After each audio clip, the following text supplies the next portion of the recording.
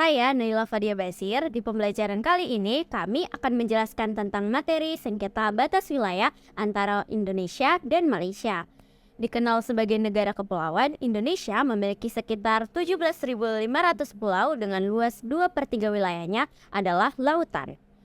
Batas negara memiliki peran yang penting bagi suatu negara karena menggambarkan seberapa besar wilayah yang harus dijaga dan menjadi kedaulatan sebuah negara. Batas negara bisa dibedakan menjadi dua jenis, yaitu berdasarkan hukum politik dan keadaan alam atau bentang alam antar wilayah negara. Batas negara tidak dibuat dengan asal, melainkan diatur secara hukum oleh pemerintah negara itu sendiri.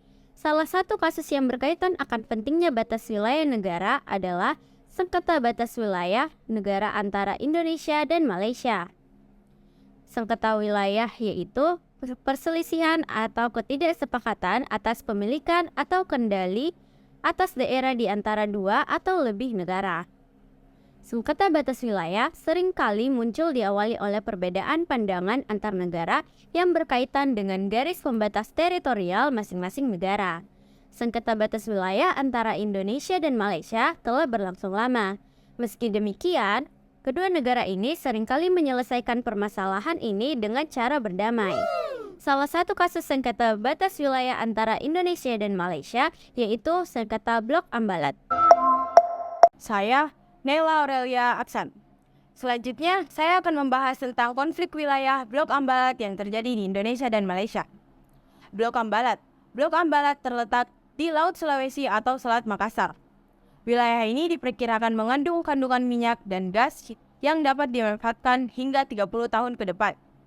Ambalat telah lama menjadi sengketa antara Indonesia dan Malaysia. Sengketa ini terjadi karena klaim tumpang tindih atas penguasaan wilayah di antara dua negara. Saling klaim ini disebabkan adanya perbedaan kepentingan dan belum selesainya masalah batas-batas wilayah kelautan kedua negara. Ada pula kronologi sengketa Blok Ambalat, yaitu sengketa Indonesia-Malaysia atas Ambalat dimulai ketika kedua negara masing-masing melakukan penelitian di dasar laut untuk mengetahui landas kontinen dan zona ekonomi eksklusif pada tahun 1969. Kedua negara kemudian mendatangi perjanjian tapal batas landas kontinen Indonesia-Malaysia pada 27 Oktober 1969 yang diratifikasi oleh masing-masing negara pada tahun yang sama. Berdasarkan perjanjian ini, wilayah Blok Ambalat merupakan milik Indonesia. Namun, pada tahun 1979, Malaysia mengingkari perjanjian ini dengan memasukkan Blok Maritim Ambalat ke dalam peta wilayahnya. Hal ini menyebabkan pemerintahan Indonesia menolak peta baru Malaysia tersebut. Tak hanya Indonesia, peta tersebut juga diprotes oleh Filipina, Singapura, Thailand, Tiongkok, bahkan Vietnam karena dianggap sebagai upaya atas perebutan wilayah negara lain. Kemudian, dalam penyelesaian konflik wilayah Blok Ambalat ini terdapat dua versi kemenangan.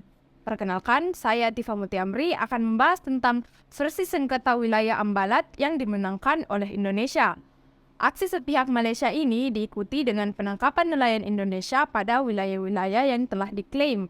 Berdasarkan klaim batas wilayah yang tercantum dalam peta tahun 1979 tersebut, Malaysia membagi dua blok konsesi minyak yakni Blok Y atau ND6 dan Blok Z atau ND7.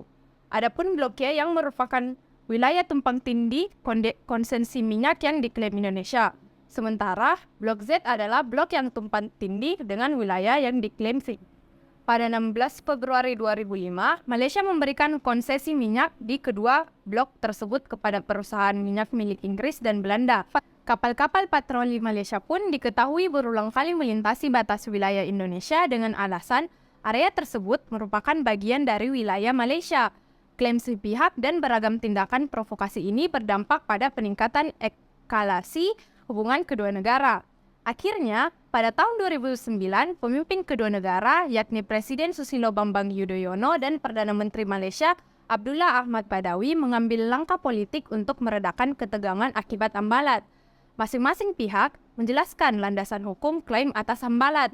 Malaysia mengklaim Ambalat dengan menerapkan prosedur penarikan garis pangkal kepulauan dari Pulau Sipadan dan Ligitan yang berhasil mereka rebut pada tahun 2002. Malaysia berargumentasi bahwa tiap pulau berhak memiliki laut teritorial, zona ekonomi eksklusif, dan landasan kontinen sendiri. Namun, alasan ini ditolak pemerintah Indonesia yang menegaskan bahwa rezim penetapan batas landas kontinen mempunyai ketentuan khusus yang menyebutkan keberadaan pulau-pulau yang relatif kecil tidak akan diakui sebagai titik ukur landasan kontinen. Selain itu, Malaysia adalah negara pantai dan bukan negara kepulauan, sehingga tidak bisa menarik garis pangkal dari Pulau Sipadan dan Ligitan. Ada pula versi yang mengatakan bahwa wilayah Ambalat ini dimenangkan oleh Malaysia. Bagaimana penyelesaiannya? Malaysia memasukkan Ambalat ke dalam wilayahnya pada tahun 1979 secara sepihak. Keputusan nomor 102 tanggal 17 Desember tahun 2002 memenangkan Malaysia dengan bukti penguasaan dan pengadilan efektif. Malaysia sendiri menyebut Ambalat sebagai blok ND6 dan ND7. Malaysia telah mengklaim dirinya sebagai negara kepulauan dengan dasar bahwa mereka telah memiliki hak pengelolaan atas dua pulau, yaitu Pulau Sipadan dan Pulau Ligitan.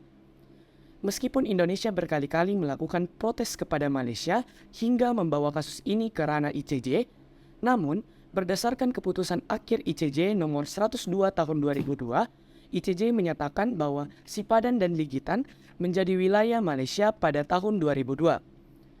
Malaysia memang sudah mempunyai kontrol atas kedua pulau tersebut. Ketika Malaysia dijajah Inggris, Inggris pernah melakukan penarikan pajak ke peternak penyu di pulau itu pada tahun 1930-an. Di samping itu, terdapat sebuah mercusuar yang bertuliskan, dibuat oleh Inggris.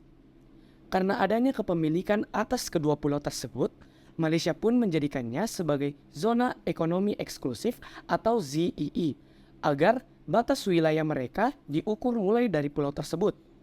Jika hal itu dilakukan, maka blok Ambalat dapat masuk ke dalam batas wilayah yang dimiliki Malaysia.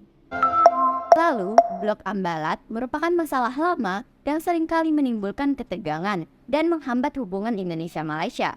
Sayangnya, proses penyelesaian masalah ini cenderung berjalan lambat, dan Malaysia telah berulang kali melakukan perundingan untuk menyelesaikan masalah Ambalat.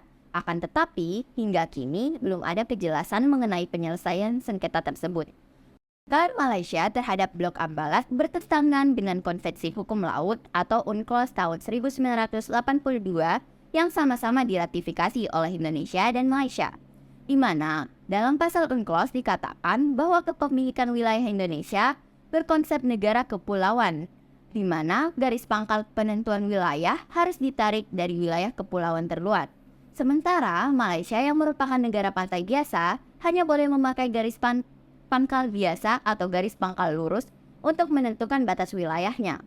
Negara yang bersengketa diwajibkan menyelesaikan dengan cara-cara damai.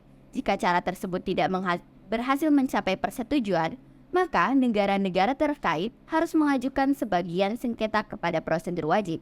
Dengan prosedur ini, sengketa hukum laut akan diselesaikan melalui mekanisme dan institusi peradilan internasional yang telah ada, seperti Mahkamah Internasional. Indonesia dan Malaysia sendiri memilih jalan damai dalam menyelesaikan sengketa perbatasan ini. Hal tersebut terlihat dari perundingan-perundingan yang sudah dilakukan oleh perwakilan kedua negara. Pemerintah Indonesia pada tahun 2009 pernah menyebut tidak akan membawa masalah blok Ambalat ke Mahkamah Internasional, mengingat posisi Indonesia yang kuat. Meski begitu, pemerintah berulang kali menegaskan bahwa kedaulatan Indonesia merupakan harga mati yang tidak bisa ditawar. Dengan begitu, berdasarkan hukum internasional, blok Ambalat jelas milik Indonesia. Menurut pendapat kami, sengketa blok ambalat ini dapat terjadi dikarenakan faktor ekonomi, di mana Bank Indonesia maupun Malaysia sama-sama menginginkan blok ambalat karena wilayah tersebut mengandung minyak dan gas yang dapat dimanfaatkan hingga 30 tahun ke depan. Selain itu, faktor yang kedua yaitu jika salah satu negara berhasil mendapatkan wilayah blok ambalat, batas perairan mereka akan bertambah luas. Kedua faktor tersebut membuat Malaysia tidak ingin melepaskan wilayah itu begitu saja, sehingga Malaysia pun melakukan klaim sepihak yang membuat adanya konflik dengan negara-negara yang ada di sekitar wilayah tersebut. Menurut kami, klaim sepihak Malaysia ini bertujuan untuk menguntungkan negaranya sendiri saja, meskipun telah mendapatkan gugatan dari Indonesia, Filipina, Singapura, Thailand, Tiongkok, dari Vietnam atas upaya perebutan wilayah negara lain yaitu membuat peta wilayah terbaru secara mendadak.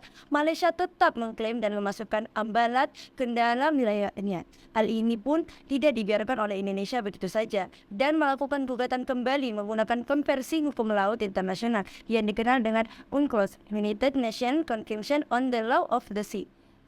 Sengketa ini mungkin saja dapat terselesaikan lebih awal jika kedua pihak langsung bertemu untuk berdiskusi secara baik-baik dan mencari jalan tengah agar kedua negara sama-sama mendapatkan keuntungan.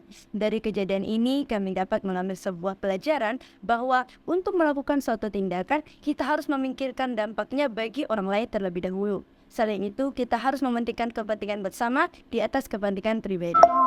Dalam pembahasan ini, kita dapat menyimpulkan bahwa pada tahun 2000 dilakukan penegasan batas wilayah antara Indonesia dan Malaysia dalam bentuk Joint Survey of Demarcation yang merupakan tindak lanjut dari perjanjian pada tahun 1975.